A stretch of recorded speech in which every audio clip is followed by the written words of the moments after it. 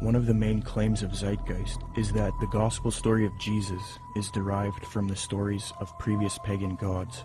They attempt to draw parallels between Jesus and these other gods to try to show that the story of Jesus is just a copycat story. Subsequently, these claims have all been debunked by scholars and historians. Zeitgeist appealed to Acharya S. for this theory. These claims can be found in her book, The Christ Conspiracy. Interestingly, it was the founder of Theosophy, Helena Blavatsky, and the Marxist Theosophist Annie Besant who popularized these types of arguments and inserted them into the New Age movement. The emphasis is removing uniqueness from Jesus Christ in Christianity because to the New Ager, humanity is leaving Jesus' age of Pisces, which they believe is now evil. According to them, many people are still stuck believing in Christianity, holding the world back from their new spirituality. So what better way to fix this problem than to discredit the avatar of the previous Piscean age, Jesus Christ? They will even go as far as to say Jesus never existed in order to lead people away from Christianity. Thus the masses are now on board with the new Aquarian world order. Even modern New Agers around today will utilize this deception. New Age spokesman and disciple of Alice Bailey and Theosophy, Benjamin Creme, states, quote, "The 5 major initiations which take one to liberation have their symbolic enactment in the life of Jesus. That is what the gospel story is really about. It is a very ancient story and has been presented to mankind again and again in different forms long before the time of Jesus," unquote. When one compares Acharya S.'s book The Christ Conspiracy to Helena Blavatsky's book Isis Unveiled Volume 2, it becomes quite clear where Acharya got much of her material. For extensive rebuttals to this copycat thesis, see the following books, videos, and articles. The 3 things that Zeitgeist adopts from Theosophy and Freemasonry with respect to theology are 1. The belief that the story of Jesus was copied from other religions. 2. That Jesus is a representation of the sun. And 3. That Jesus ushered in the age of Pisces. It makes sense why Theosophists would spread these views, because they want a world system for the age of Aquarius, and in discrediting Christianity and connecting Jesus to astrology, they can get apostate Christians on board. But why then does Zeitgeist spread this propaganda? Interestingly, the creator of Zeitgeist, Peter Joseph, has wanted a world system or utopia paradise on earth since the release of the first Zeitgeist film. And as far as the spiritual aspect of life, you know, we're all pure spirituality. Of course there's something outside of understanding because we're just a fragment inside this larger whole. I end Zeitgeist with a very positive note. We're talking about the consciousness, the whole consciousness, because you can scientifically orient yourself and even more importantly, spiritually orient yourself into a collective consciousness to realize that we're all one organism.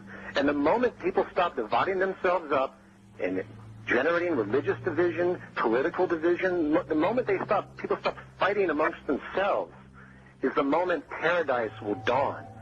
Similarly, Zeitgeist's main source, Acharya S., has advocated the New Age of Aquarius that the elitist Theosophists and Freemasons await in her 1999 work, The Christ Conspiracy, quote, "But the future is now, and the maneuvers are being unveiled. As far as Christianity's role in this new age," Carpenter states, quote, "Christianity, therefore, as I say, must either now come frankly forward and acknowledge its parentage from the great order of the past, seek to rehabilitate that, and carry mankind one step forward in the path of evolution, or else it must perish. There is no alternative. Despite the vilification of the so-called New Age movement, the fact is that we are entering into a new age. The age referred to in the gospel tale is that of Pisces, and through contrivance and duplicity, coercion and slaughter, the fish god Jesus, the Piscean solar avatar, has indeed been with us, but now it is the close of the age, and his time is over. As Hancock says, we live today in an astrological no man's land, at the end of the age of Pisces, on the threshold of the new age of Aquarius. Traditionally, these times of transition between one age and the next have been regarded as ill-omened. Ill-omened verily, as the ongoing destruction of the earth and the endless warfare over ideology will indeed produce the Armageddon so long awaited and planned by those who cannot live for today but must look towards an afterlife. By realizing the cultural unity revealed behind the Christ Conspiracy, however, humanity can pull together and prevent this fall to create a better world. 75 years before Zeitgeist's main source Acharya S. penned that admission, the former president of Theosophy, Annie Besant, wrote something almost exactly the same, quote, "The equinox will reach the sign of Aquarius, coinciding the great cycle of influence. We can indeed hope to put a complete end to all the influence of the past cycle, with its tyranny, slavery, war, and cruelty. This is one of the great transitional epochs, and the karma before humanity as a whole, and to every group in particular, is to reform itself from slavery, female subjection, war, and cruelty, and establish a civilization based on humanness and interest in spiritual matters." New Age author Gail Fairfield explains what is expected for the supposed upcoming age of Aquarius. She states, quote, "The sign of Aquarius is the sign of focused concepts. It concentrates intently on developing its ideas and then applies them to the betterment of humankind. It has talent for rapidly correlating all the information available into a political, ethical, spiritual, technological system. Aquarius creates optimal features for individuals and for humanity because it needs alternatives, possibilities, and something to move towards. Overall, Aquarius is a reformer and visionary working to create its utopia." Unquote. Isn't it interesting that right after Zeitgeist promoted the Aquarian New Age concepts in the first Zeitgeist film, the second film, Zeitgeist Addendum, then goes on to convince its followers to strive for a similar Aquarian one-world system, New World Order, called the Venus Project. Indeed, the solution offered by the film Zeitgeist Addendum is that humanity needs to unite into the very same thing that Theosophy and Freemasonry wants it to unite into: a one-world universal esoteric brotherhood of humanity, a New World Order. I think that the coming new system that the occultists speak of it's really crucial to understand that what they're talking about is not going to look like what we think the New World Order's control grid will look like. They believe that the utopia will be one of a spiritual utopia, one that's free of wars and religion. It's easy for a lot of people to have idealistic views about it. They're going to make it sound wonderful, which is what like the Zeitgeist Addendum particularly does in the second part, where they talk about, oh, we're going to like, you know, have free energy, we're going to provide your needs. There's been talk about erasing all debts. That's more the Venus Project is more what is it Jacques Vallée? Jacques Fresco. That's more what he's into. Okay, this is his utopian approach to the New World Order, where I literally heard him say on the addendum, where he said, "We'll have no laws. All laws will be done away with." I thought to myself, "Oh, law? I mean, nobody's going to have to work. It's just going to sound like wonderful." I mean, he's talking about how are people going to make livings? Well, you won't have to, and you can do whatever you want. And if you make a painting, you can give it to some. I mean, this utopian world, but it's going to come at an extremely high price regarding the mark of the beast. It's not going to be what they're cracking it up to be, and most likely, it's only going to come with massive depopulation, and they're going to probably try to pull that off a number of different ways. But you have the Zeitgeist, this utopian approach, and then you also have the way the Ascended Master, some of the Ascended Masters say, will be done through a project called Nasera, which, you know, is very similar in what the Zeitgeist Addenda talks about. It's just kind of a different flavor of it all. So which one they're actually going to be able to pull off, if the Lord lets them do it, it's kind of up to the Lord. It's hard to say which way it'll go.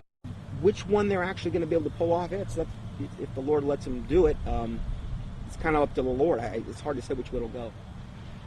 The Venus Project looks like Francis Bacon's New Atlantis, this concept that has been with the occult realm for a long time.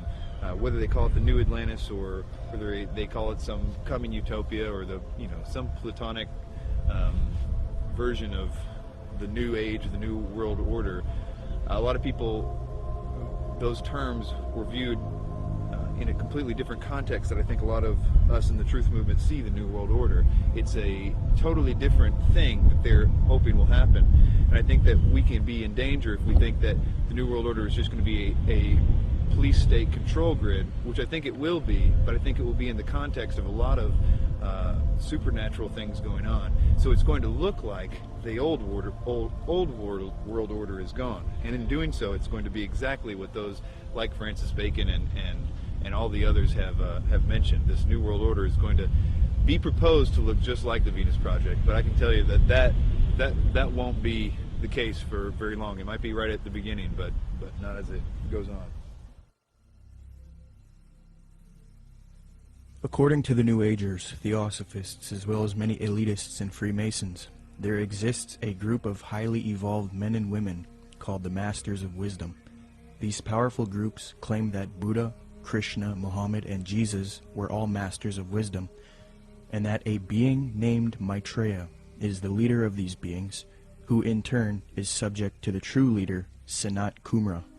New Age Theosophist Dane Rudhar concedes that the leader of the Masters, Sanat Kumara, is in fact Satan, according to the esotericists. Quote, Satan is an anagram for Sanat Kumara, who in the esoteric philosophy of India is the Promethean being who gave mankind the fire of self-conscious and independent individual selfhood, unquote. John Michael Greer in the New Encyclopedia of the Occult notes, quote, Satan has a possible echo in theosophic lore, where the Lord of the world, the spiritual ruler of the earth, and the head of the Great White Lodge is Sanat Kumara, a lord of the flame who descended to earth from Venus in a fiery chariot some 6 million years ago, unquote.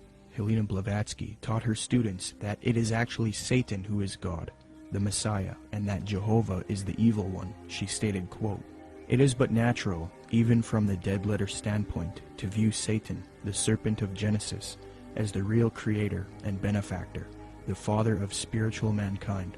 For it is he who was the harborer of light, bright radiant Lucifer, who opened the eyes of the automation created by Jehovah, as alleged, and he who was the first to whisper, In the day ye eat thereof, ye shall be as Elohim, knowing good and evil, can only be regarded in the light of a savior, an adversary to Jehovah, the personating spirit.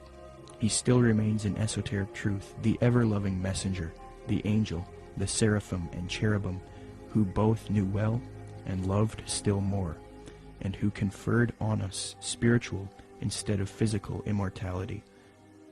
The Theosophist H. Alexander Fusel seeks to deify Satan, quote, Satan, then, was originally a divine being destined to carry light and life to the netherworlds. He stands for the gift of free will and self-conscious mind to man, a power which at once seduces and uplifts man, for with free will comes the power to go astray. Satan is therefore man's teacher, unquote. Once you are willing to give worship to Satan is when you are given a certain kind of power that the deceived, those that are just thinking it's them or thinking that something else, can't have access to. So Freemasonry is a systematic way to get people to that level without actually just coming out and saying it right at first.